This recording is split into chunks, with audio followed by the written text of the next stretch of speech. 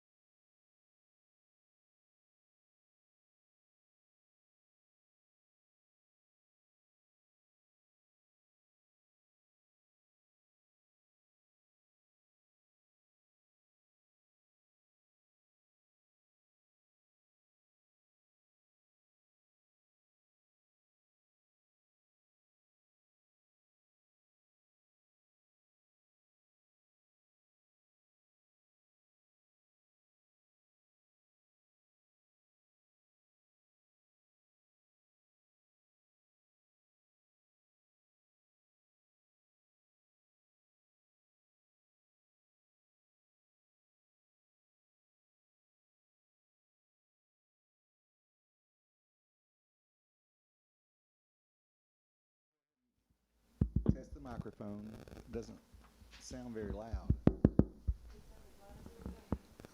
I'll talk really close to it. Let me go ahead and call the meeting to order.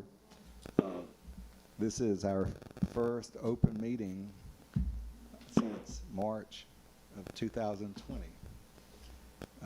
And so glad to see everybody here. I want to start our meeting with asking you to join me in a moment of silence for the unexpected passing of Sharon Bird. This is John's wife, and she was a great Ball Ground citizen, and she will certainly be missed. So join me in a moment of silence.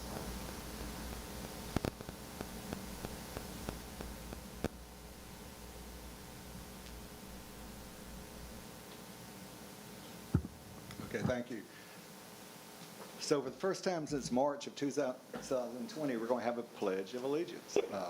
We haven't had anybody here to do it before, so let me ask you to stand and join me in pledging allegiance to our flag. I pledge allegiance to the flag of the United States of America and to the republic for which it stands, one nation, under God, indivisible, with liberty and justice for all.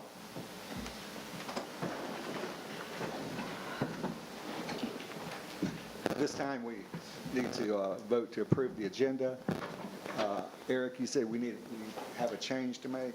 Yes, sir. I'd ask that we add one item to the agenda. The last item would be the adoption of service delivery strategy, Form 2s, and intergovernmental agreements. Okay, we will add that to item 8H then under new business. Could I have a motion from the council to approve the agenda with that recommended change? Okay, motion by John, second by Andy. All in favor? Aye.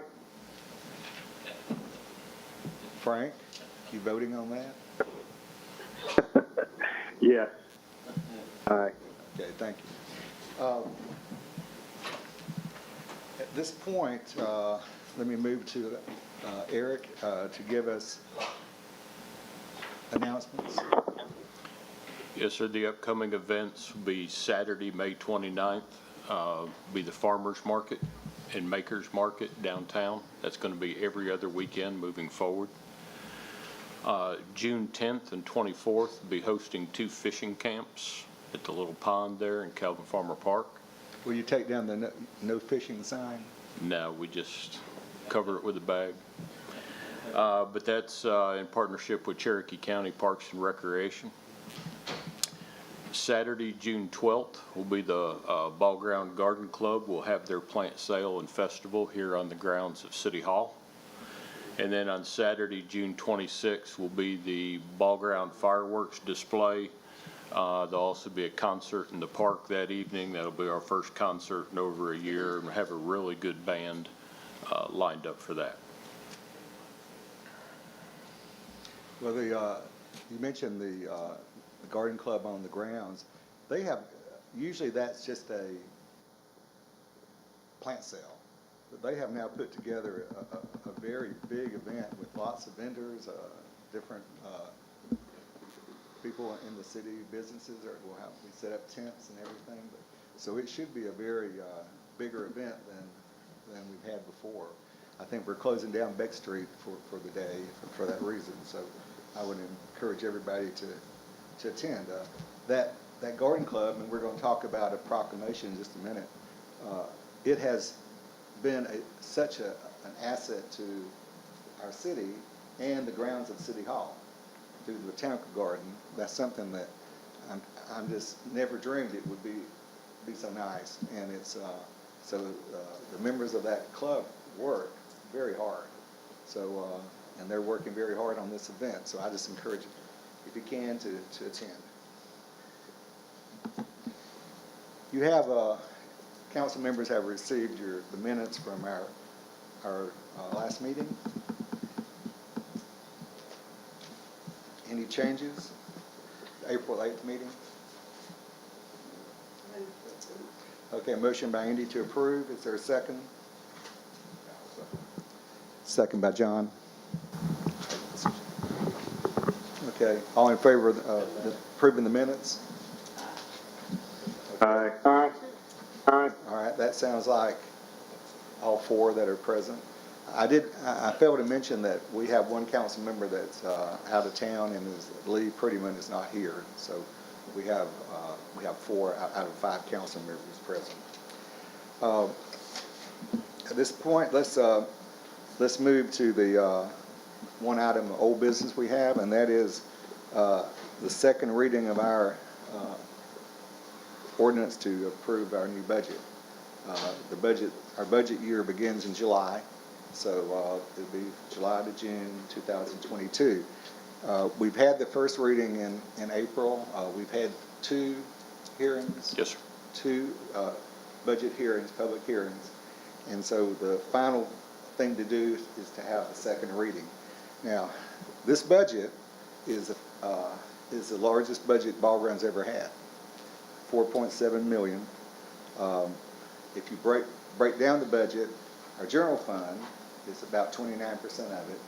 Our water and sewer about 40%, and our SPLOST, which is the sales tax that we receive through the county, is 12%, and fire services is 8%.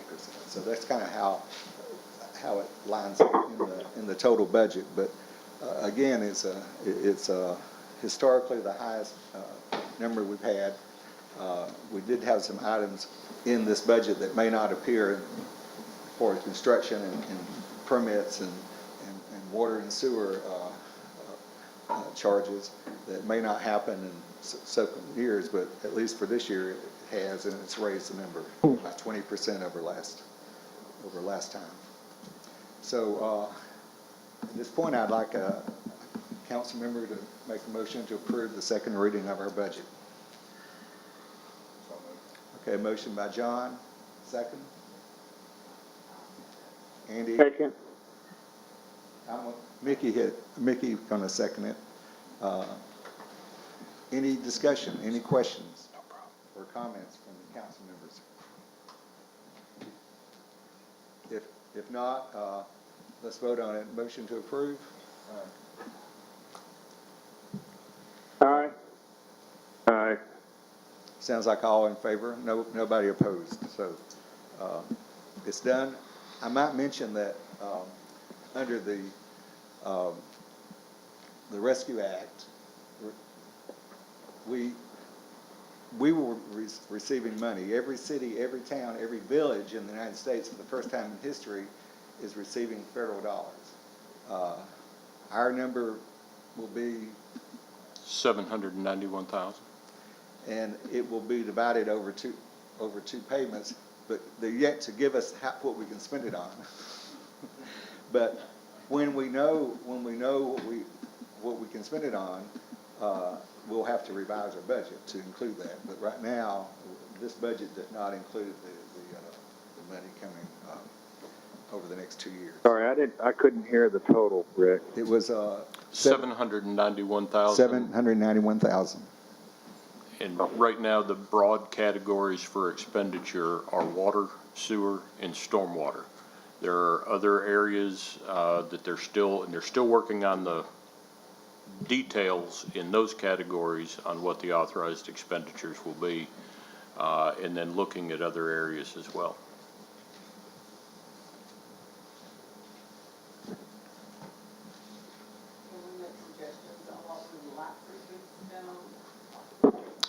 To them, no. I mean, the Atlanta Regional Commission has made suggestions to them. The North Metro Water Planning District has made suggestions. GMA is actively engaged in the process. Was there a webinar yesterday? There was. It wasn't much more informative than the first. Well, what's the term for cities under 50,000 people? Non-entitlement. Non-entitlement cities. They still have not, the Treasury has still not released what can be spent on what.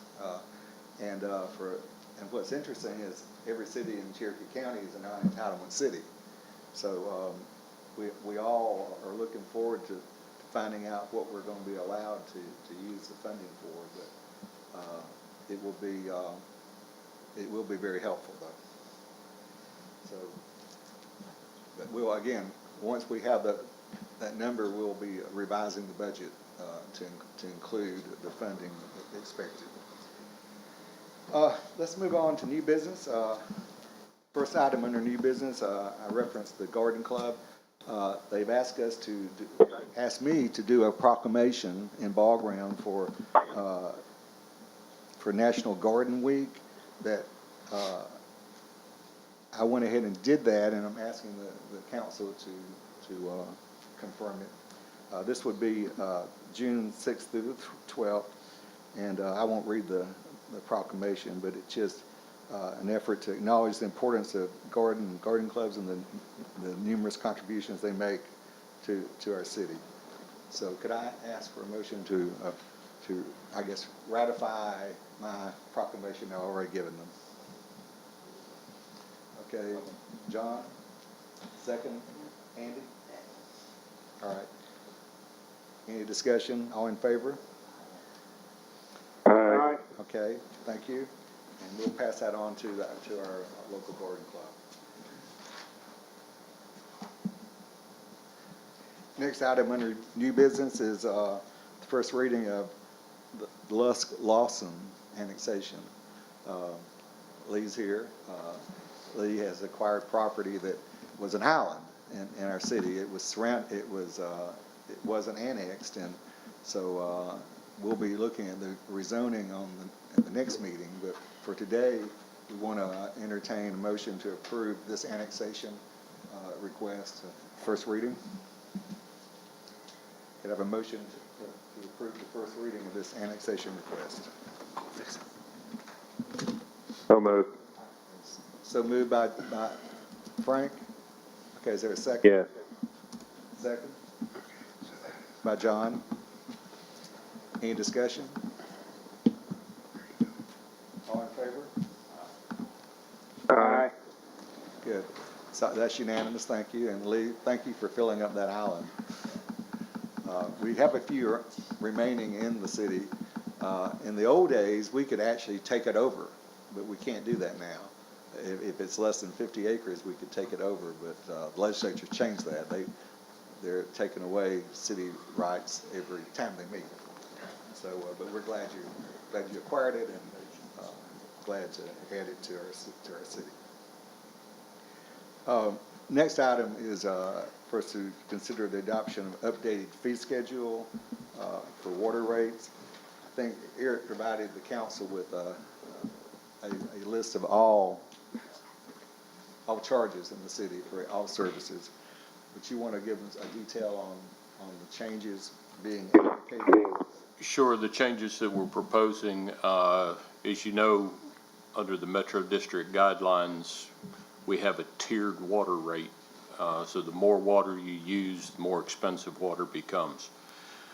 It doesn't affect many of our residents. Most of our residents average for about 4,500 gallons a month is the average water consumption in Ball Ground.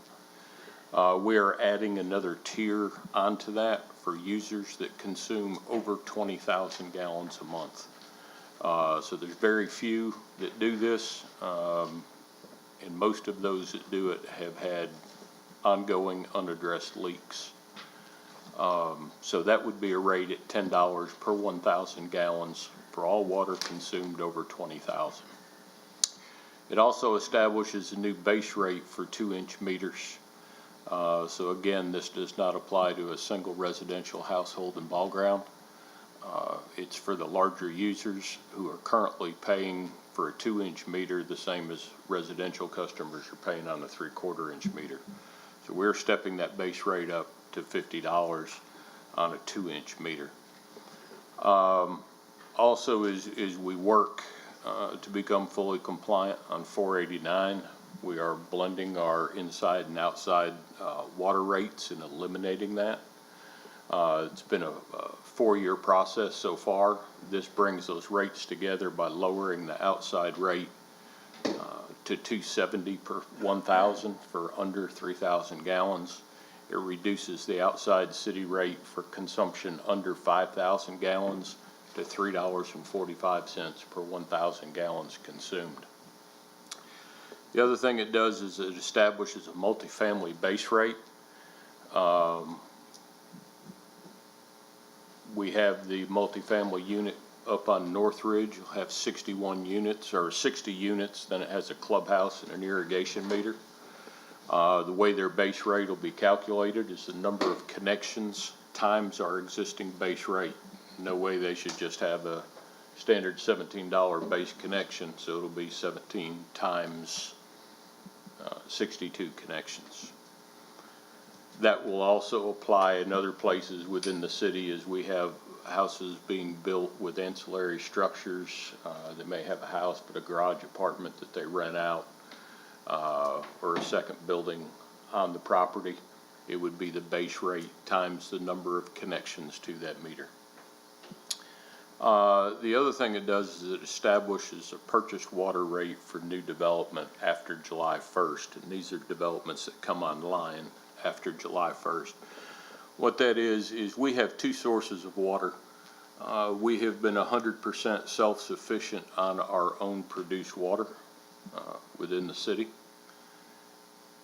So the customers that are here will continue to pay the rate that we have had.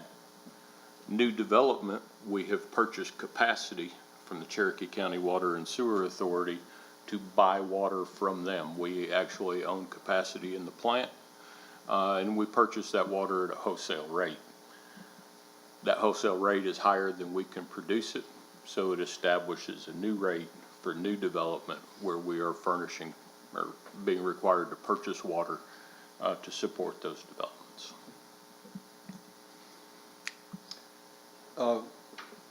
Might comment on the outside the city rates lowering due to requirements in SDS. Right. What it is we have a water and sewer service area. It's different than our city limit area. So we negotiate that those boundaries every 10 years and in between if needed. So we serve areas well outside the city limits. As typical going through, cities would have a rate. Their customers inside the city paid one thing, and outside the city you paid something different. Under this legislation, you cannot have a differing rate unless you can show a financial reason why there's a different rate. If it's your service area, you furnish the service area and you serve it. So reasons for varying rates is just like we've established. We're having to buy water to serve a certain area. We can establish a different rate structure for that area that we're purchasing water for.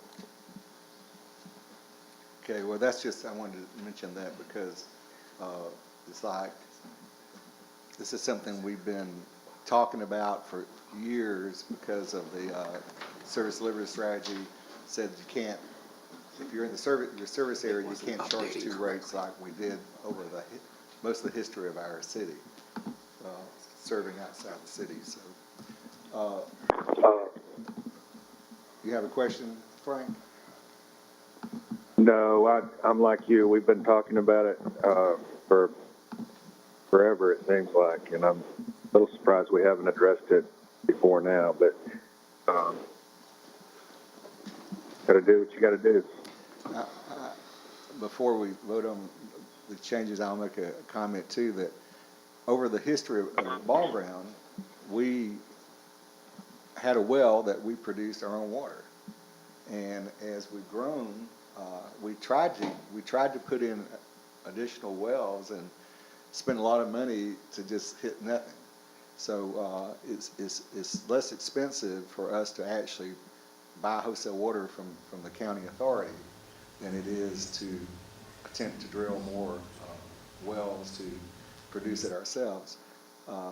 But the cost of buying it from the county is more than what we pay for our existing well, and And so that's why we're having to actually implement a higher rate for new development, because the water can come from the county for that new development. But let me ask the council, any questions from what Eric has explained as far as the changes in charges? If not, I'll ask for a motion to approve the recommended new fee schedule. Okay, a motion by John, second? By, Second. well, Andy has seconded it. Okay. So at this time, any further discussion? Okay, all in favor of the motion? Aye. Okay, that's unanimous. All right, let's go to item D under new business. This is considers two new DDA appointments. We're putting forth, and these people have certainly been excited to be considered to be placed on the board. Daryl McNeil. Daryl is he was a retired officer for an insurance company. He just retired and he wants to be active in the city. And he's very impressive. I've talked to him, and he lives right here in the middle of the city. It was Alpha Insurance that he was senior vice president. And Ryan Turnage, I guess a lot of people know Ryan. He owns the Barrel House Coffee Shop. He's been very impressive in how he runs a business and his interest in downtown and the businesses. And you know, we've got young people downtown now that have opened us up. And so Ryan is being recommended for the council to approve to be placed on the DDA. So any questions from council concerning these two candidates? No. Okay, could I have a motion to approve each of the candidates that I have discussed? Daryl McNeil and Ryan Turnage. Motion by John. Second Second. by Mickey. Yep. Okay. Any discussion further? All in favor of the motion? Aye. Aye. Okay. It's unanimous, and I think these two members will be very important to the success of our DDA, kind of bringing it back to life after the pandemic. It's been like so many things in the city we backed off. So as downtown central business district has prospered, I think it's important to have a strong DDA. Canton has one, and I'm very impressed with what they're going to have accomplished, and I think with reactivating ours is going to be very important. The next item we need to act on is we need an appointment to the Zoning Board of Appeals. We're recommending Scott Barnes. Scott was initially on the Zoning Board of Appeals, and then he left that and went to serve in the Planning Commission, where Lee's serving now. But Scott now he worked for Publix, and Publix told him they didn't want people involved politically that worked at Publix, and he was a high-ranking manager. He's retired from Publix now, so we're going to request to put him on our Zoning Board of Appeals if the council will approve. So could I have a motion to approve Scott Barnes? Okay, motion by Andy, second by John. All in favor of his appointment? Aye. Aye. All right, that's unanimous, thank you.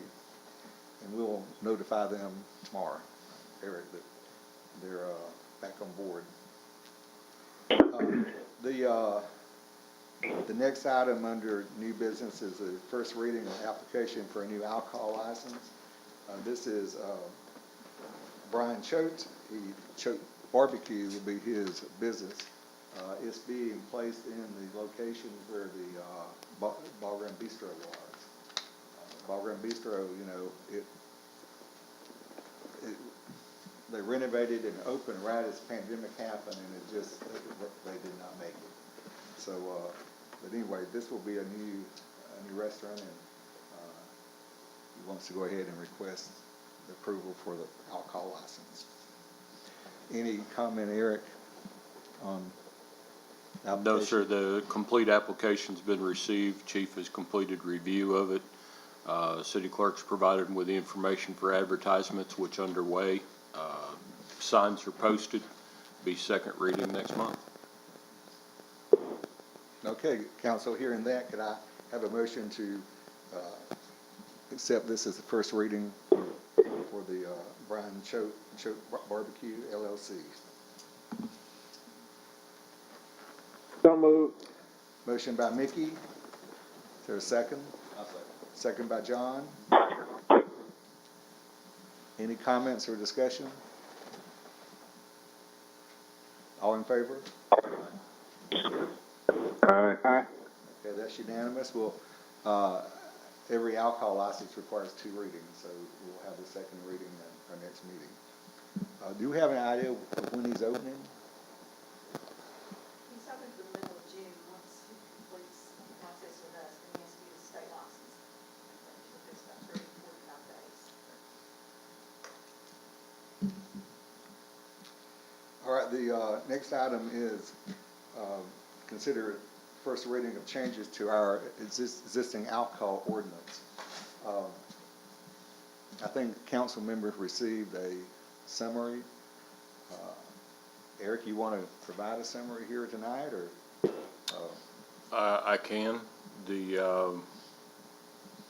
Every legislative session, we get new rules, different things that happen, so we try to keep the ordinance current. This ordinance now provides for a micro distillery to also locate downtown, just like our microbrewery that's been tremendously successful to this point. There's 2 classifications of restaurants now, the Central Business District restaurant and then other restaurants. Central Business District has to maintain a minimum of 20% food sales. Outside Central Business District still remains at the 40% food sales. Establishes rules for to-go beverages under state law. The governor signed that into effect here a few weeks ago, but you can actually have to-go beverages now, but the ordinance specifies as identical in state law. They're in sealed containers where they have to be placed in the vehicle, whatnot, and they'll have to buy special containers through their distributors to be able to do that, because they will be sealed drinks. Yeah, there are limits, right?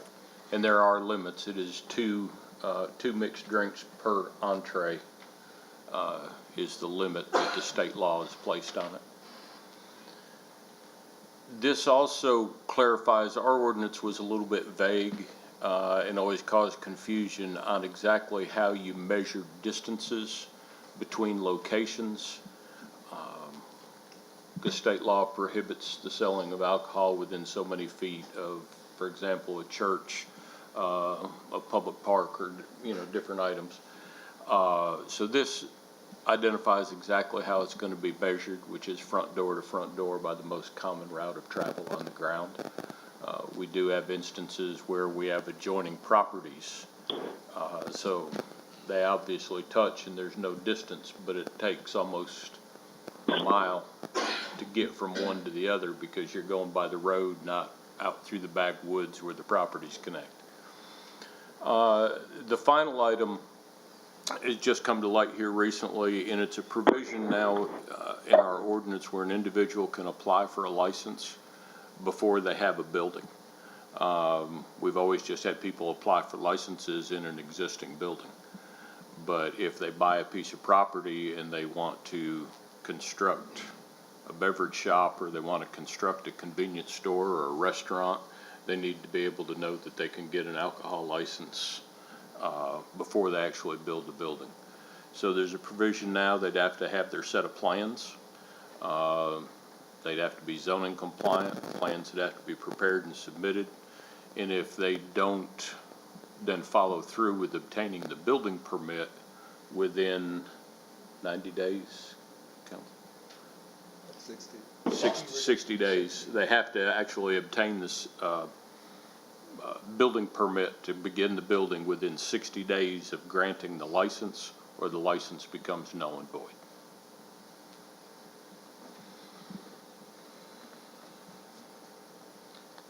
Well, this is, you know, we almost act on changing our alcohol ordinance every year. Part of it is because the legislature makes changes. This approval by the legislature to allow to go beer, wine, or cocktails from restaurants that provide them. Actually, for the first time, they said if a city doesn't want it, they'll have to back off. They'll have to say, no, we don't want it. Otherwise, it's part of the state law. But it's something that it kind of came about from the pandemic, when a lot of people were taking things to go. But again, these are, Eric has highlighted the changes. A lot of these changes are under the terms of definitions, new definitions in this particular amendment. And then we had some, Darrell, we had some definitions that actually were removed, right, from what was in place already. Yes. So let me ask for a motion to approve these recommended amendments or proposed amendments to our alcohol ordinance. Motion by John, a second. Second. Second by Mickey. At this point, let me ask council any questions or comments about what's being proposed. I have a couple, Rick. I can kind of see beer or wine to go with a to-go food order, but cocktails, I can understand that when you couldn't go inside a restaurant, say, for lunch or dinner, and you wanted a complete meal. But, I mean, these containers have to be sealed in some way? Yes. Yes, I mean, there's state requirements. How are they doing that? I mean, I know about growlers and growlers, and wine bottles, of course, are sealed, but how are they complying with that? I'm just ignorant. You want to answer? Well, Darrell. first of all, the state law that was signed into law by the governor, just as Eric said a couple of weeks ago, it specifically says that it has to be in, a mixed drink would have to be in a sealed, approved container. As Eric mentioned, they're limited to 2 drinks per entree. It also has to be accompanied by a food order and a sales receipt with a time stamp that is actually affixed to the drink, and it indicates a date and time of the purchase. And so there's a lot of requirements that anybody who has a license and wants to provide a mixed drink to go, a lot of steps that they're going to have to go through. And Where it goes in the vehicle. yeah, it also has to either be placed in the trunk of the vehicle or behind the last fixed seat of the vehicle, if there isn't a trunk. So it's about as restrictive, I guess, as they could come up with.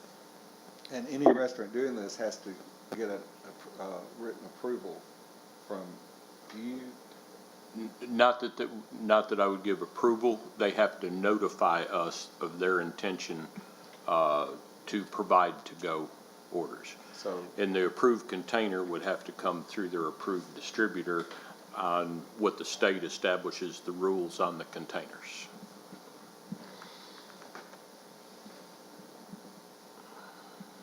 Okay. any other questions?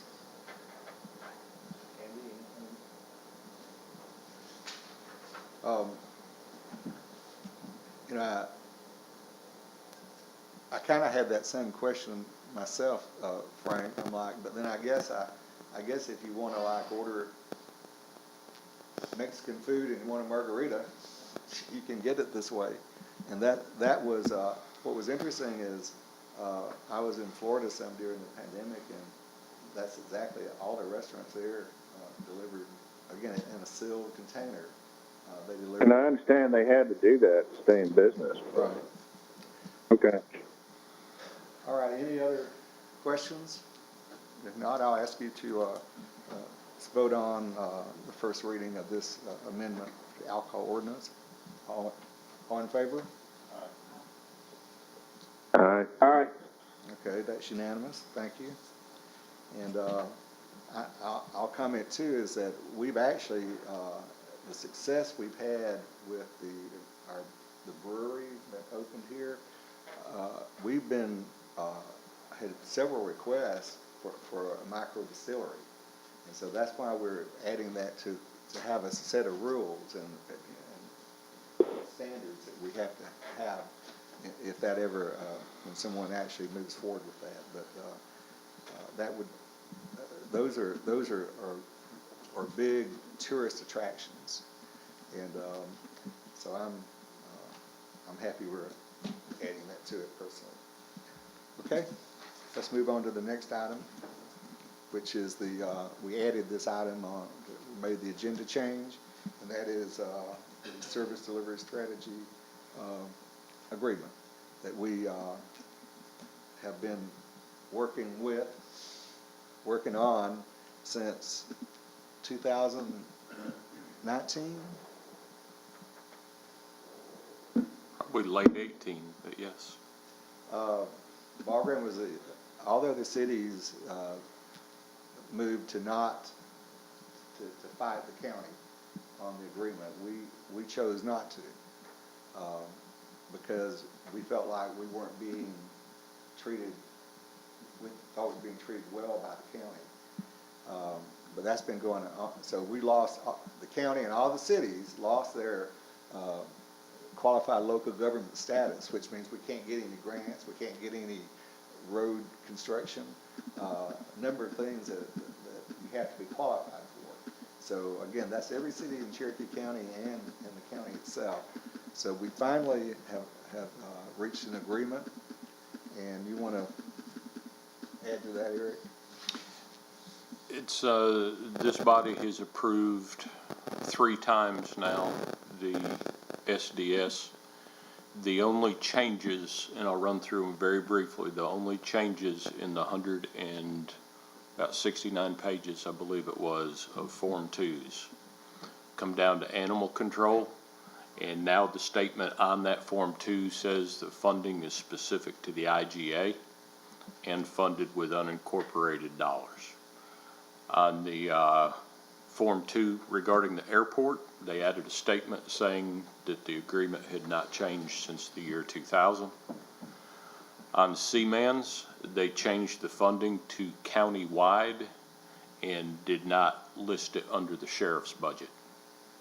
Cultural arts, they've changed that to funding specified county-wide, and they added a new Form 2 for cultural arts municipal. Doesn't impact Ball Ground. That was for an agreement between the city of Canton and the Art Center.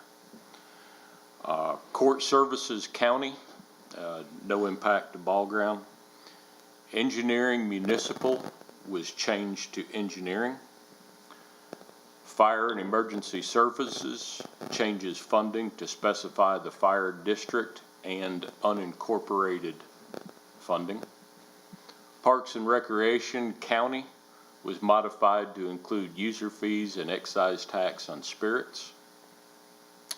Solid Waste went to a IGA format and states that the county funds the Blaylock Road landfill.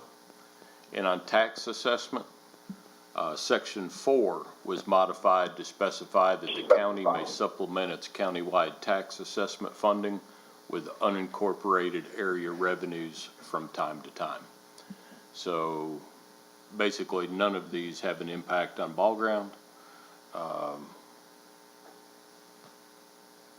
So we're ready to adopt again, and from what we understand, all cities have this now on their agenda for adoption, and the county is expected to adopt it at their second meeting in June.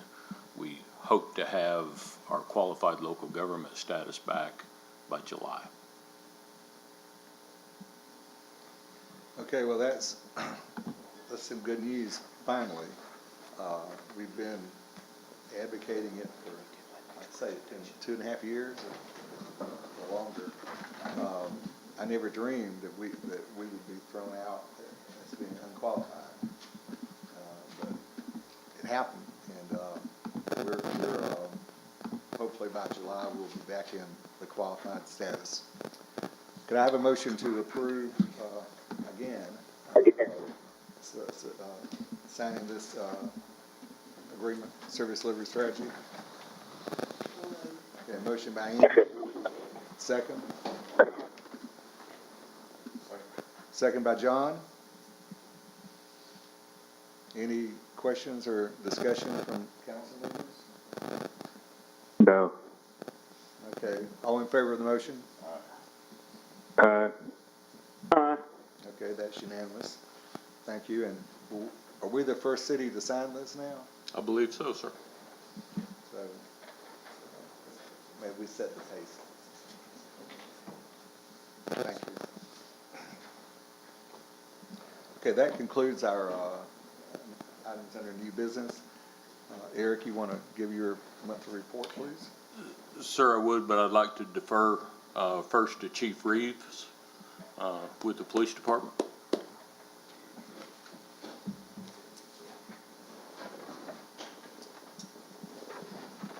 I have a little presentation here tonight. We don't do this a lot, but I think it's well deserved. A little backstory, on March the 8th, and if y'all remember or not, there was a lookout given coming up 575.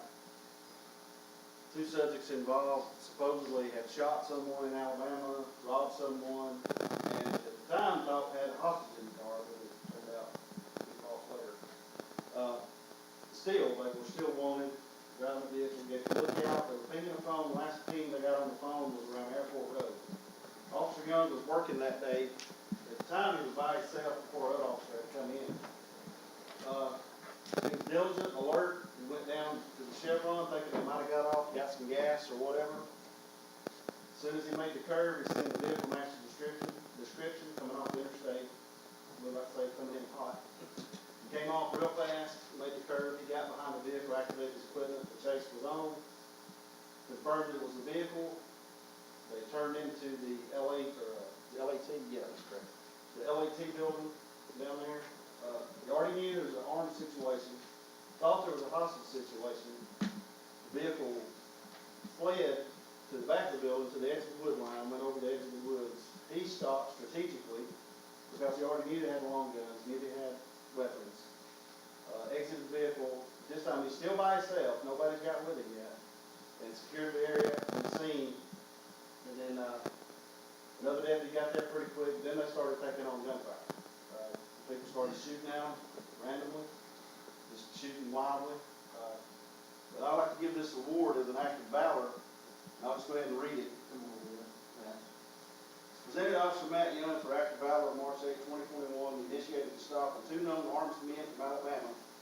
Selflessly pursued these individuals knowing they were armed and dangerous, and after they stopped, taking gunfire and holding them to locations until other officers arrived. If it wasn't for his observance, his attention to what was going on, these guys might have just kept going north and might have got away. You know, we don't know, but he did what he needed to do, he did what he had to do at the time, and that's what these men and women do every day. It's not about just out here writing tickets, it's not about what everybody thinks ball ground used to be. Ball ground's changing. And I hate to say that, but it's changing for the better, because there's a lot more things going on nowadays than what did even when I first came here. But like I said, we don't do this a lot. Fortunately, not for these reasons, we don't do it a lot, but we're going to get more into it, hopefully. But I'd like to present this to him today.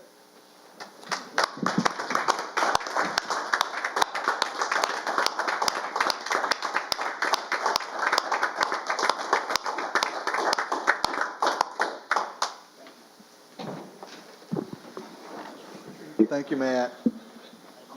I mean, I say it over and over, we have a small police force, we have a great force, and Matt has been an outstanding member of the force for some time now. Thank you, Chief. I'd just like to add to that, we certainly appreciate Officer Young, but this was also an off weekend. So I would like to thank the rest of our officers too, each of our off-duty officers. They heard things on the radios at home. They called, every one of our officers came in. South of town where this was taking place, they took up their own positions, like in front of the Sage Hill subdivisions, and our residents that were close by to make sure there was a extra barrier of protection there. So I'd like to thank all of our officers that came in and responded. I saw the article in the Tribune today with pictures of those Alabama guys. Looked pretty rough. Thank you, Chief. On the report this evening, sir, on our fund balances, the general fund is at about $900,000. SPLOST is running about $123,000, while our utilities are at $882,000. Total on hand at this time is $1.9 million. Again, we're entering in our non-revenue season, so we'll see these balances continue to go down monthly until October. For the month of April, marks the 10th month of our fiscal year. On general fund, our revenue was $140,000 this month. That is predominantly because of a $90,000 grant reimbursement that we received through DNR. On expenses, we were at $123,000. Year to date, revenue is at $1.5 million and expenses at $1.26 million. On SPLOST, April revenue was at $92,000. That's artificially inflated because of a refundable note on a patrol car of $41,664. So that's a one-time thing that'll pop in there. April expenses were at $81,000. Year to date, our revenue is $657 and expenses are $576. Utilities for the month was lower than anticipated at $109,000, with expenses at $116,000. Year-to-date revenue in our utilities is $1.3 million, with expenses at $1.2 million.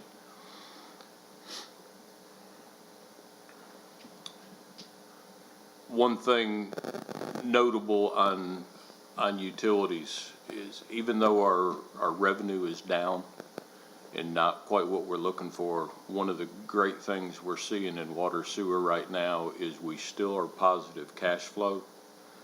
And the thing that is behind on schedule is capacity fees.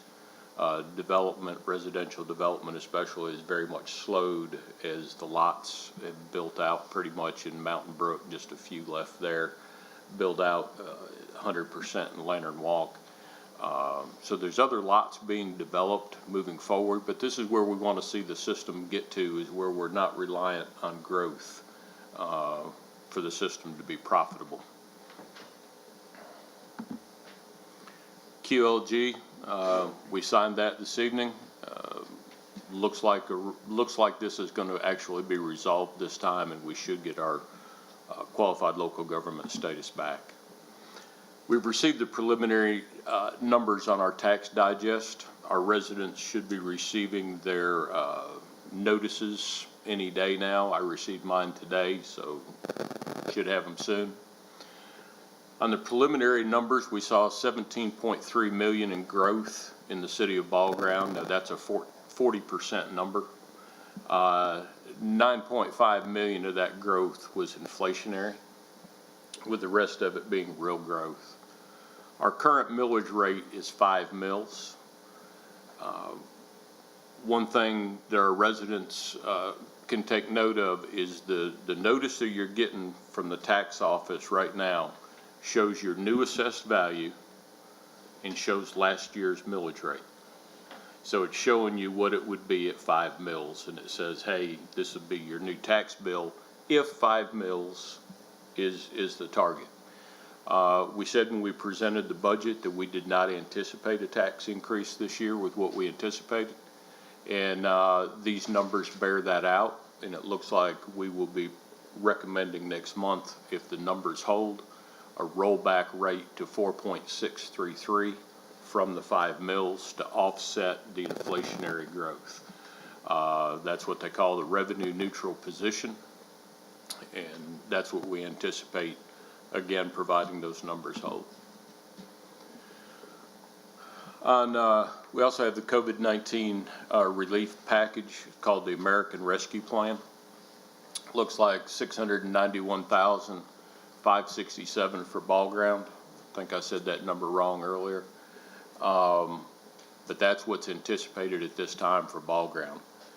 The rules have been received and are under review for entitlement cities and counties. So we've read that. We don't anticipate it being too much different for those of us that are non-entitlement. Spoke with GMA earlier this afternoon, and they really haven't been given an idea on when that final guidance will come in. We have submitted everything to the state that we need to submit. We already had our DUNS numbers, SAM's numbers, and CCR items that we needed to submit to receive our payment. So all that has been submitted to the state. Again, water, sewer, stormwater infrastructure is approved for use.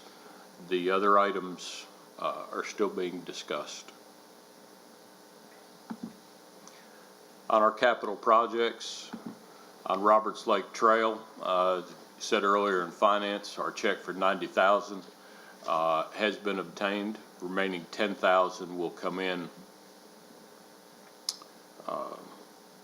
as soon as the National Park Service completes their review. Repairs of State Route 372, near and dear to everybody's heart.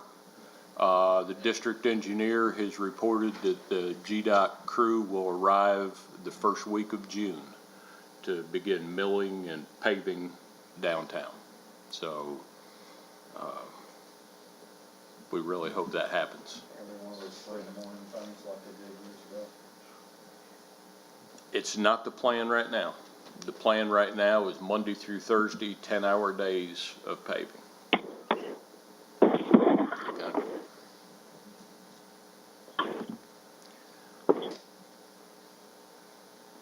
Pedestrian projects, GDOT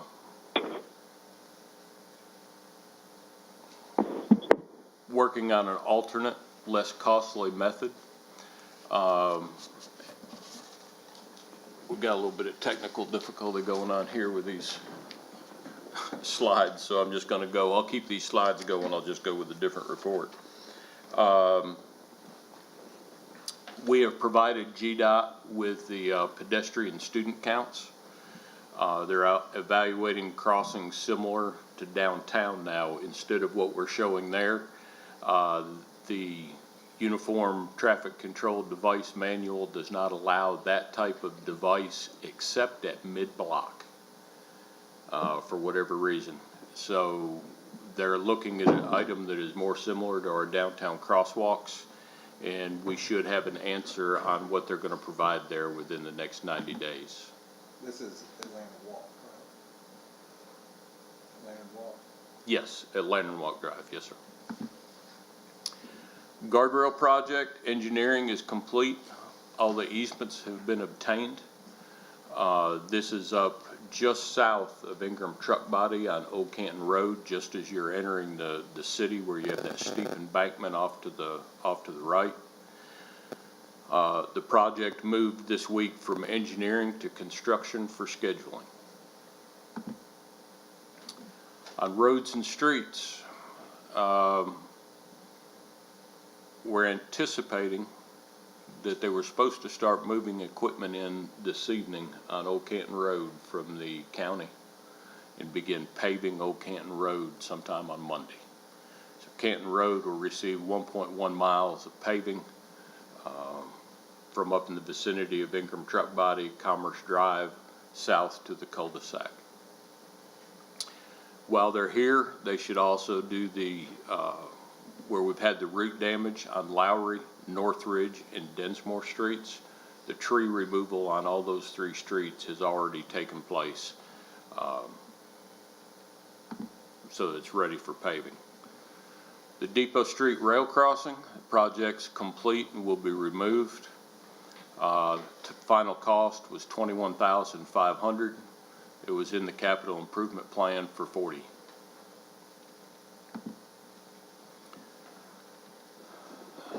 On the police station, this is one item we'll be seeing moving forward on the capital improvement plan as we continue to assess our ability to build the 3rd building of the City Hall complex. If you remember when we designed this, there were supposed to be 3 buildings, the 3rd building of which was supposed to be a police department. Weren't able to build it all at one time, so the police took over what was going to be water and planning, and we've just held those out. So now we're looking at the 3rd building, which we already had full plans for. We went ahead over the last couple months, we've had that price through the state contract. The state contract has contractors with unit pricing, and Department of Administrative Services handles that through Gordian. And they've come in with a price on the 3rd building, turnkey, at $775,640.87. We've had conversations with Regions Bank on going through the GMA brick and mortar program with them. We're going through options with that now, and we're also have questions in through GMA if any of the $691,000 in American Rescue Plan funding would be able to be used on this project. On our business type activities, as I said earlier, we were running behind budget. That's due to $128, oddly enough, being behind on capacity fee estimations. But still, the system performs at revenue over expense, and we are less reliant at this time on development. We continue to have a problem with grease and debris. If you look at the picture on the left, that's a $16,000 pump ruined by those shards of green plastic up there on the screen. It's where services extended above the ground get damaged, or where people just have enjoyment dropping them down open services. But they make their way to the pump, and that's very damaging. Picture on the right is something we're starting to battle quite a bit in the system now, and that is excessive grease. Grease is the #1 thing that'll clog up a line. We've been blessed in Ball Ground at this point as we have never had a spill. But as this grease continues to get out into the system, it's going to be a problem and eventually result in a spill. So we're trying to work through education programs. Also in the budget that was adopted this evening, we've allocated funds for camera systems. It's dirty work, but it's push cameras to push through the system and try to identify the specific services where the grease is coming from, so that we can deal with the problem at the origin. We've also allocated funds for our larger lines to video almost 2 miles of line, and we'll try to continue doing about 2 miles to 3 miles of line a year, so that we can continuously inspect lines and determine where our problems are, find problems and resolve them before we have spills.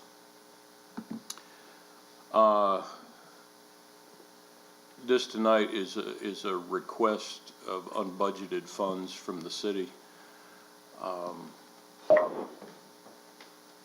But knowing that we already have stormwater approval for the American Rescue Funds, we know we have those funds coming in. They can be spent on stormwater. Asking council this evening for $85,000 of those funds to begin a project on Gruber Street. This is just below Old Dawsonville Road. Just below that gravel drive on the right, you'll see just the top of a storm drain. That storm drain goes under Old Dawsonville, off to the left, at a depth of about 14 feet. The picture on the right is looking down into that manhole. That's a original corrugated metal pipe on the discharge side that has no bottom left in it. And the top has collapsed to where that 30-inch pipe is only now about 16 inches high. This is the second highest volume of stormwater collection area in the city. This collects everything from the Wheeler House back towards Ball Ground on 372, everything from First Baptist Church on Old Canton Road and the cemetery back towards Main Street, and everything from the top of A.W. Roberts down to Old Dawsonville Road through there. So this carries a tremendous volume of stormwater. The part of the reason the repair will be so expensive is because of the depth. We'll have to take out a large section of road and slope and stair the construction area so that the workers aren't subject to a cave-in. The other issue is this is our most utility-intensive street. There are 4 water lines, a gas line, a sewer line, and a fiber optic 10-inch cased conduit that will need to be a trellis system built and supported for the full span of the excavation, which is probably going to be about 80 feet from one edge to the other. So we'd like to go ahead and get moving on this project. Know that we have the money for it so that we can order materials. The pipe, we're being told from our supplier right now, will be a 4 to 6 week delivery on the pipe. So it won't start immediately, but the road will be out of service for probably 2 weeks once materials come in. Also tagging onto the project would install a sidewalk curb and gutter on the left-hand side of the road as you're looking at it from the senior center back to Old Dawsonville Road. And it would start to close in that loop of an area by sidewalk. So we would request $85,000 of Now, does that help to fill in that hole?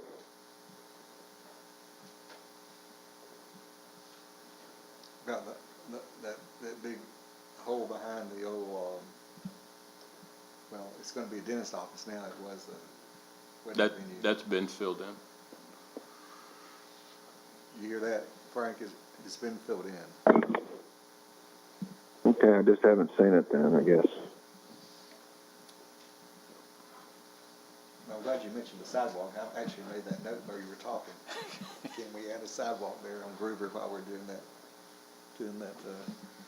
construction?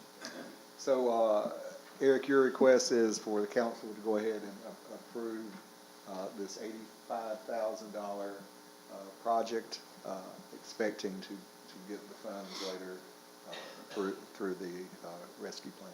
Motion approved. Okay. Okay, motion by John and a second by Andy.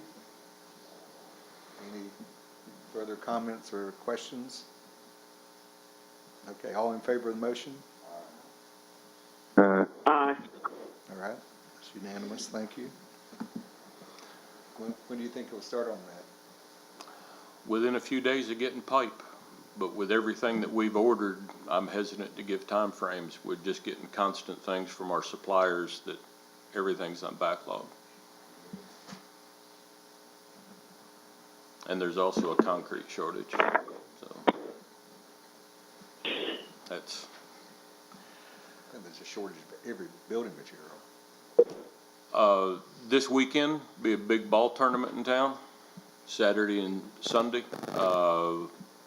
Be teams rotating through, but this is a very large tournament. They'll be using fields from Hopgood, Ball Ground, and even some over in Alpharetta and Roswell. So there's a lot of teams coming through, but shot in the arm for the downtown businesses.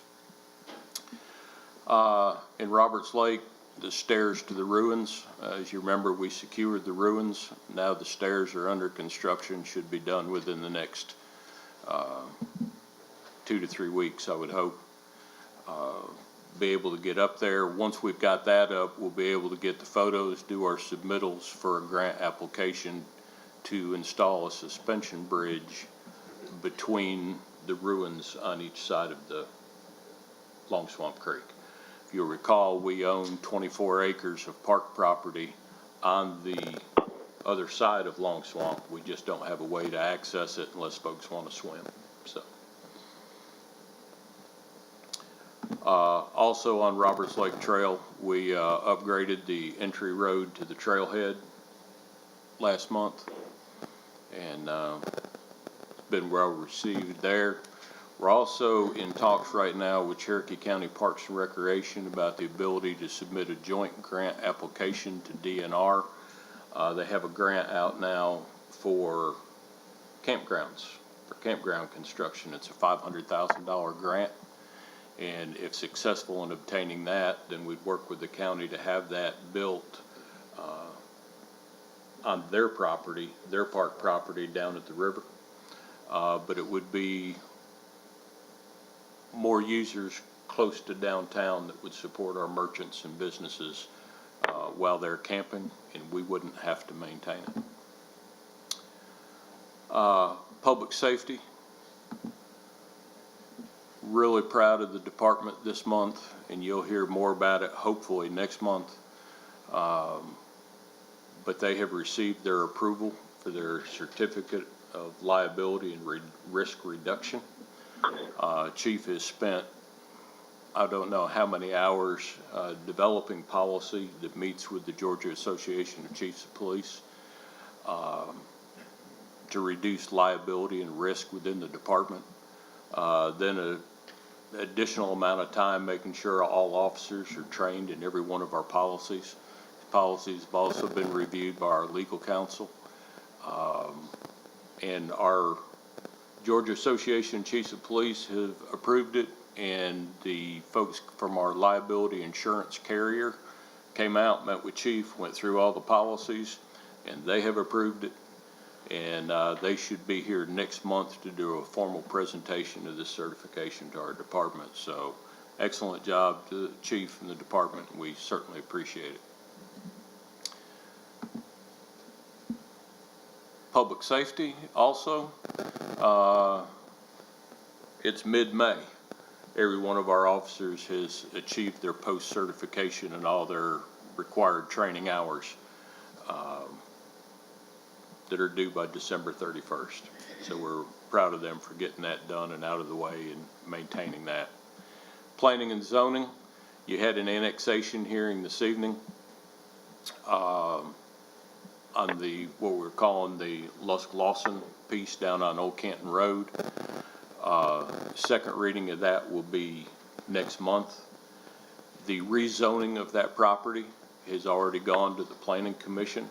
It has come to the city with a unanimous recommendation for approval to zone that property as T&D as it comes into the city. Normally, this parcel would not qualify for T&D because it is not large enough. However, it was an unincorporated island surrounded by city T&D.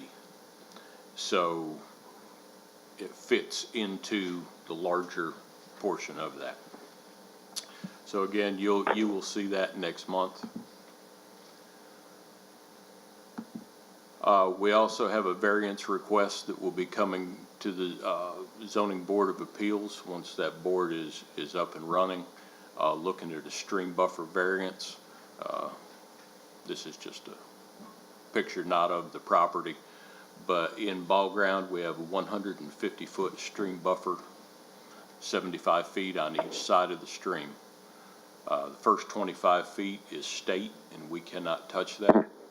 The second 25 feet is impervious, no disturbance. And the last 25 feet is no impervious surface. And so there is a request coming forward to encroach into that first 25 feet, still leaving a 50-foot buffer, but getting into the first 25 foot of the 75-foot buffer. So that will be heard sometime within the next couple of months. And that concludes my report, sir.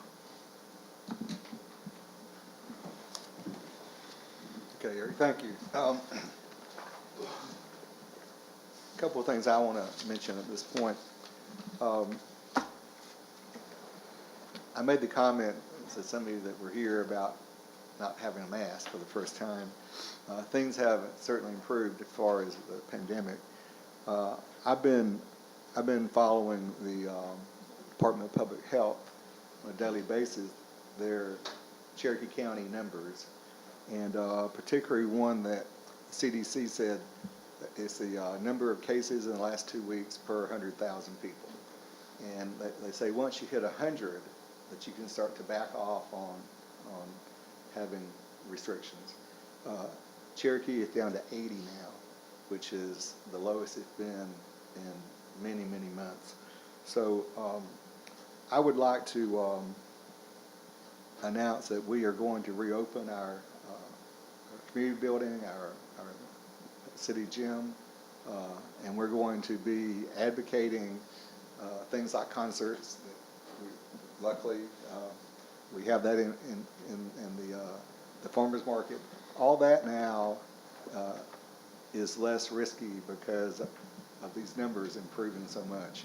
So we hope that this will be an opportunity to open up the city like we want to be, where lots of events that take place inside and outside facilities. But for now, we are going to city parks and properties will allow things like concerts, and I don't know if we have movies in the park, that kind of thing. But again, the numbers have gotten so good. The number of cases down, probably because a lot of people have been vaccinated. I think summertime is not as risky anyway because you're outside more, but hopefully it won't rebound in the fall. But I just wanted to make that announcement and encourage gatherings in our city to bring in tourists and visitors to support our merchants. Last year, in December, or in January, I announced my intent to create a youth council, a city youth council. And we started working on that, and then the pandemic happened, and so we stopped. But I want to bring that up tonight, that I want us to get going on setting up, trying to get a youth council put together by August. And so we'll start in the next few days, actually put it on applications and for people to qualify. Young people, we want people that want kids that live in the city. And I mean, I've seen Canton be very successful in their youth council. So I want us to move forward on that. When we first announced it, I had a lot of positive feedback from people that, young people and parents of young people, but then we had to stop it. So we want to move forward with that. So I just wanted to share that with you tonight.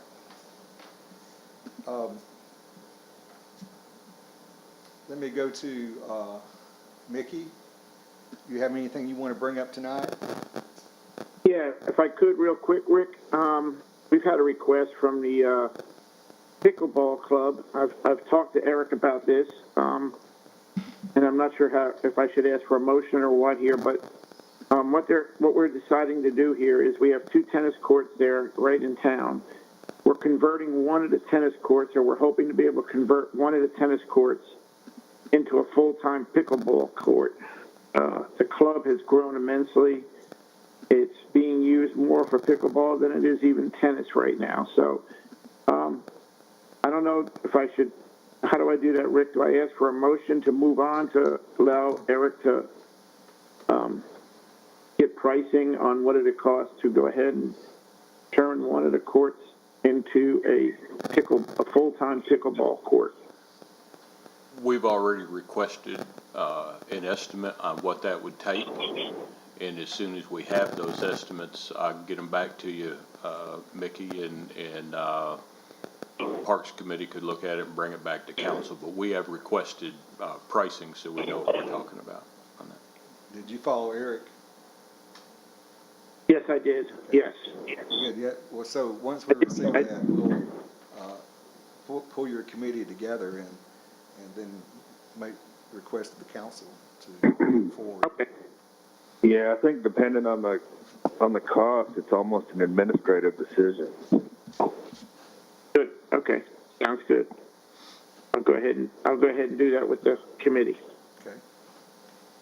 All right. The other thing I think Eric touched on it. We were gonna have our first ball tournament in town this weekend. It should bring an enormous amount of people into town. So I think it'll give the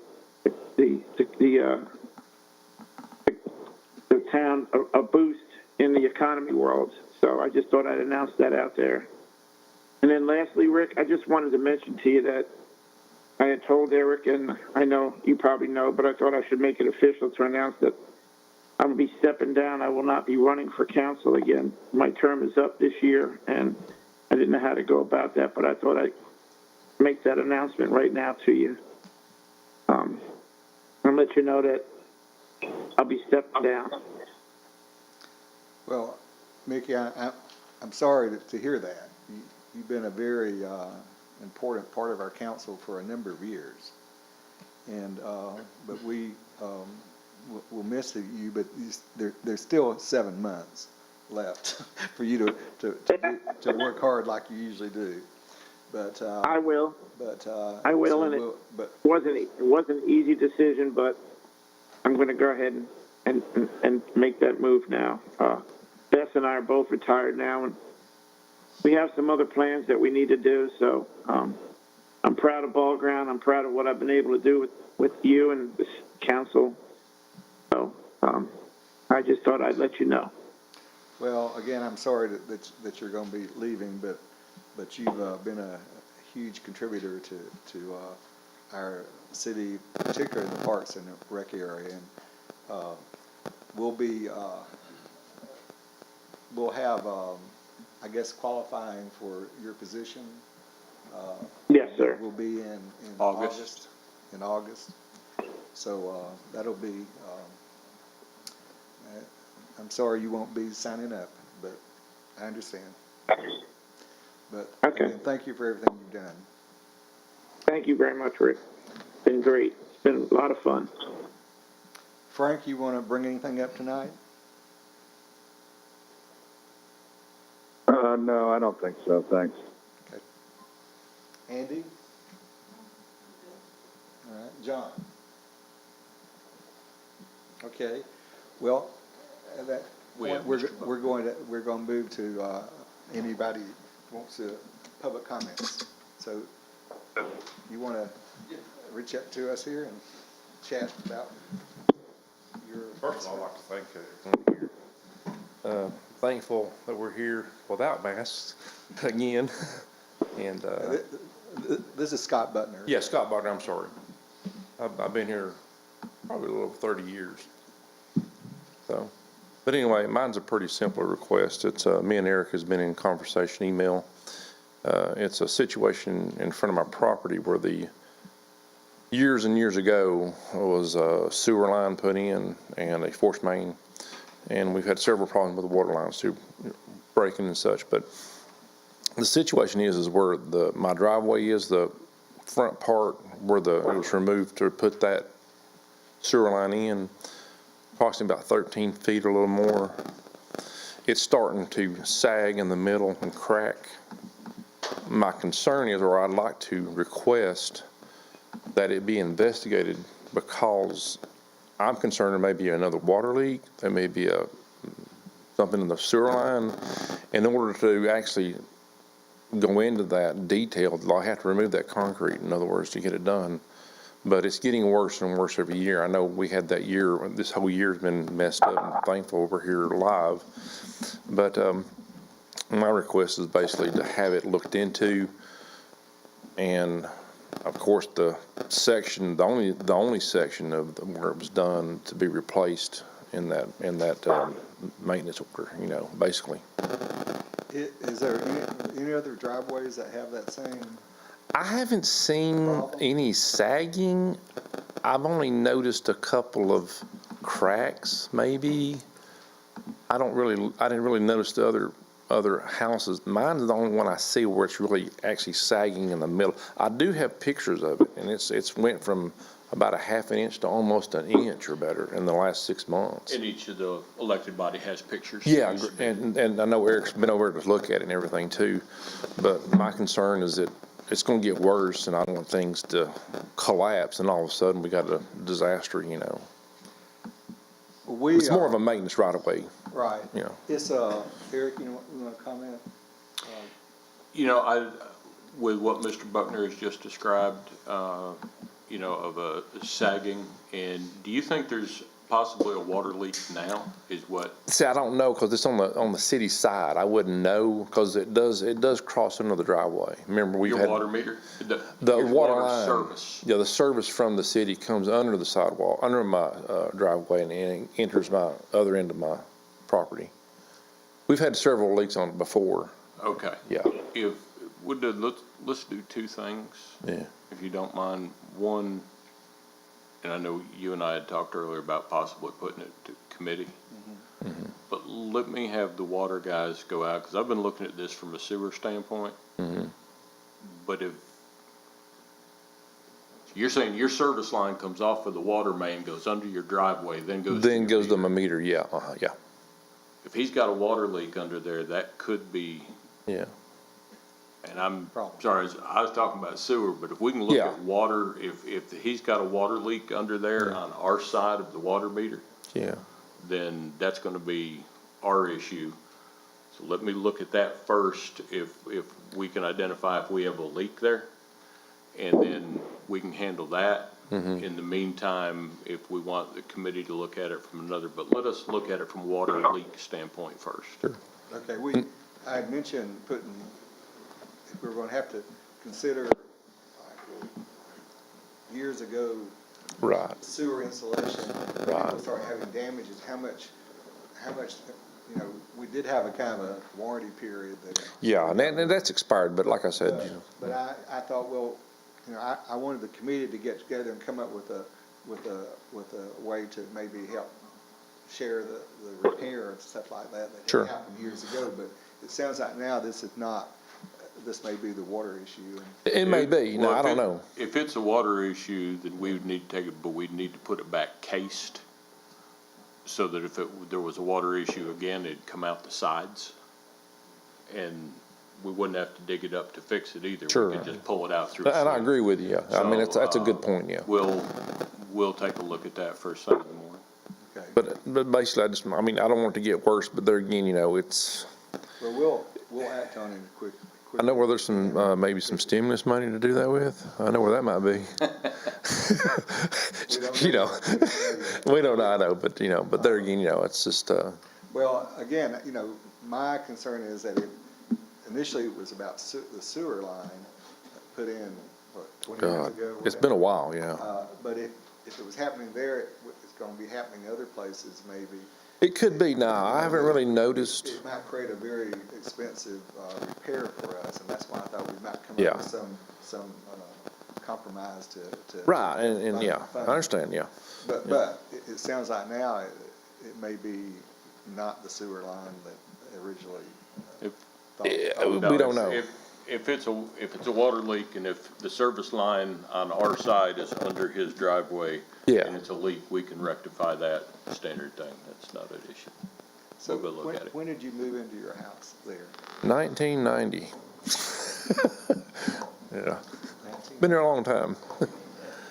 Well, this is my 30th year as mayor, Yeah, so you said 30 years, I thought, well. yeah. I've seen a lot of I took changes. a break though, I started in '88. Yeah. I took a 2-year break. Sure. Been here a long time, yeah. But anyway, well, I appreciate you sharing that with us. Sure, like I said, We'll act on it quickly. biggest thing is just making sure that if it's a water leak, it's deteriorated the compaction or whatever is going on there, it needs to be repaired. And again, I'm not asking for a whole driveway, just the the 13 foot of it in the right of way, you know. I don't We'll think it's, act on it quickly. I if we could resolve that, we'd be happy. promise. All right, thanks, Scott. Thank you. Okay, anybody else want to address the council on any issues?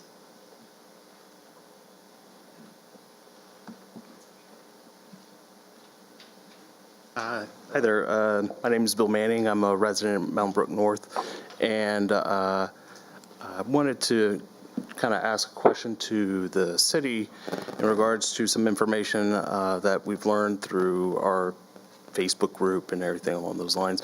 Essentially, there was a picture of the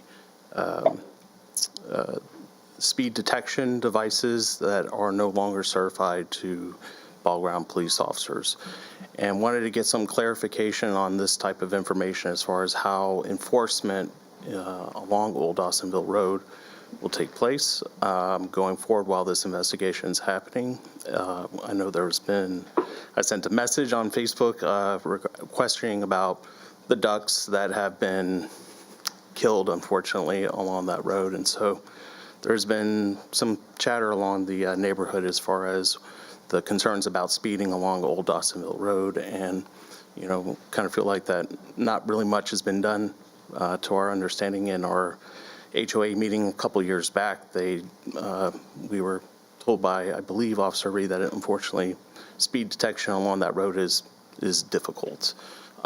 So I just wanted to see what the city can recommend as far as ensuring that some kind of enforcement is going to be taking place along that road, because it is an issue. Well, I know we're putting up duck crossing Well, yeah, okay. signs. But Eric needs to answer this. The duck issue gets real complicated. We had requests for duck signs, so we did put up duck crossing signs. At the same time, we had a bunch of people following Easter that really kind of got tired of their pets and made a bunch more donations to the pond at City Park. So we had upwards of 40 geese and ducks in an area that small. Some residents grew concerned pretty quickly about how many there were and reported us to some animal groups. So several animal groups came in, made an assessment, found a couple of problems. One was that the city was allowing residents, and I don't know how you stop, but we're allowing people to feed the ducks and geese bread, which are bad for ducks and geese. Things got complicated pretty quickly. They decided they weren't really healthy. And so they removed an organization called WREN, removed them to rehome them to other places. And we have, I think, one duck left at the pond and some Canadian geese. So that happened this week. The animal organizations would like to see us, before having any ducks or geese back, install things like cracked corn feeders and things like that, so only the right things could be fed to the ducks, and would like to see duck houses. We're considering all that right now, but we are a small staff city. They want the ducks checked on so many times a day, these different things. So right now it's kind of, okay, we're taking a wait and see. And with our history, there's no doubt somebody will donate us some more ducks within the next couple of months. Ironically, we had a visit today from a resident of the city of Canton, upset that the 4 geese that she had donated 6 weeks ago are some of them that got picked up by this organization, and she wants them back. And the thing is, you shouldn't have donated them in the first place. It's just, if you get a pet, keep it and take care of it. Don't dump it at the city park. As far as speed detection, and we'll be talking with the police department on what our plan is moving forward. You are right in the letter that you saw. We are not at this time allowed to run radar, and we believe that the law is being misinterpreted because it has a statement in there that says "or." But the Georgia State Patrol has taken the position that since we are not a 24/7 department, that we are not allowed to run speed detection devices. They also did an audit at the same time, and I think we need to be very clear on that audit that in the state of Georgia, a police department is allowed to generate 35% of its budget from speeding citations under 20 miles an hour. GSP pulled our information off of our website. They took only portion of our budget.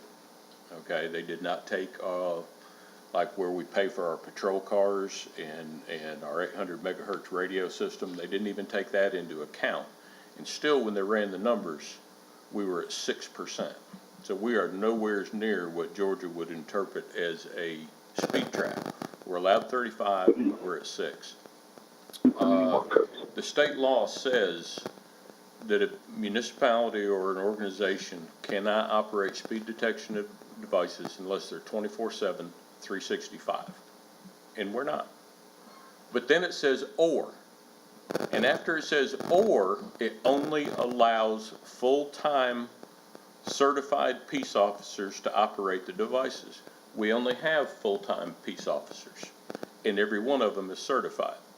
So we're going back and we're arguing that point, but at the end of the day, they've told us if we get a MOU with the sheriff's office that says he will cover ball ground when we're not here, that they will lift that and reinstate our ability.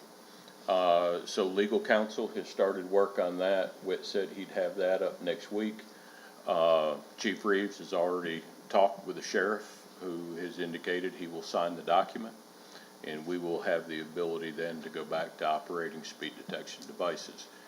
Old Dawsonville Road presents a couple of unique challenges. One challenge is the officer's car has to be 100% visible, lettering and everything for 500 feet, according to the State Patrol. Correct. Who governs our license? Now, the state law, again, doesn't say that. The state law says the vehicle has to be visible. They're saying the lettering, everything has to be visible, and no part of the vehicle can be obstructed.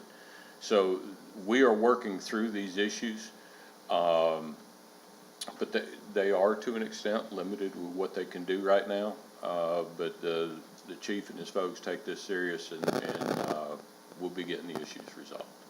Excellent. Well, I appreciate it, and thank you for ball ground police and everything that you guys do. You guys do a great job. So just want to thank you. Thank you. Thank you, Bill. Appreciate it. Thank you. I do have a comment about the ducks and the geese. The ducks seem to be better, less messy than the geese. But I found out I'm on our new walking trail there, out in Farmer Park. I go there very often, and I imagine I just left the geese had been in front of me because walking the whole trail too, because they leave their mark. But the ducks would be nice to be able to support them. I have personally seen a number of times people in the parking lot feeding bread to the animals, and I think probably we should at least put a sign up about no feeding or no bread feeding or whatever. Would be helpful, just to, like you find up in the mountains about not feeding the bears. But anyway, they're the ducks and the geese they're kind of pleasant to see, but after they're there a long time, they've been there. They can be pretty messy, but minimizing the number is, I think, is important. But we're not doing anything wrong to them. We're just having them moved because we have too many. But I appreciate your comment. Anybody else want to address the council? Sure. I went on the website, GDOT, to look at the, Truck route. It's very confusing. It's hard to understand. Have you looked at it? Is it the one with all the multiple routes? No, this is the one that when I went on there, it actually almost shows it like going right in front of the elementary school. The one I saw. Has anybody got anything on that? We have a big storyboard in the conference room. Okay. I'd be glad to show it to you. Yeah, I'd be, because on the website, it's really, really hard to see how that route is going. Yeah, it comes off the four-way stop at Howell Bridge. That Okay. becomes a roundabout, Okay, but it goes right up the hill past Universal Alloy, Okay. past Northridge, skirts the end of Cherokee Village and out onto Flat Bottom. skirts the end of Cherokee End Village, of Cherokee Village Court, the other south of Cherokee Village Court. like near the cul-de-sac area Right, on that end. right, I south. know, I know at one time it looked like they were gonna try to route it right beside my house. Correct, no, that got I was sitting there going, disapproved. okay, They did like, was it 7 routes? 6 or 7? It's 6 or 7 One of them- routes. But- One of them went Yeah. through the second like phase of Cherokee. yeah, my neighbor was gonna go through like his property, and I'm like, This whoa. now is staying Okay, far away. so you've got a better description. It's really hard to tell on the website, it's just really vague. Okay, good. We're So very- it's out here in the lobby? It's over in the City Hall side, but yes. Okay, good, I'll look at it, yeah, thank you.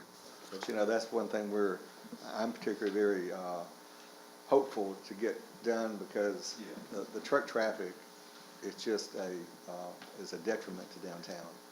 And it's unhealthy and dangerous. So, but Senator Brandon Beach has committed to us to get this project done.